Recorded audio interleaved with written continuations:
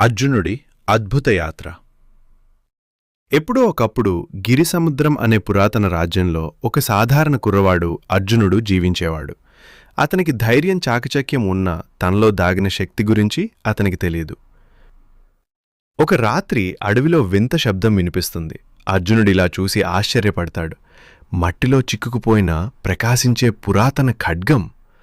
కత్తి తీసుకున్న వెంటనే ఒక గొంతు వినిపిస్తుంది.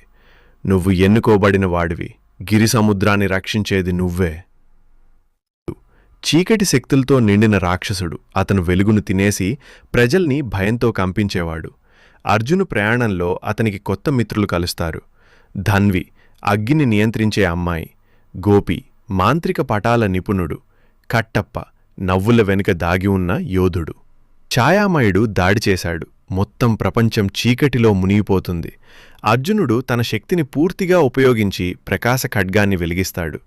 తీక్షణమైన పోరాటంలో అర్జునుడు ఛాయామయుడి గుండెగుహలో వెలుగును ప్రవహింపచేస్తాడు. చీకటి మాయమైపోతుంది. రాజ్యం తిరిగి వెలుగులను సంతరించుకుంటుంది.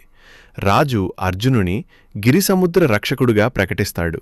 అర్జునుడి యాత్ర ఇంకా ముగియలేదు.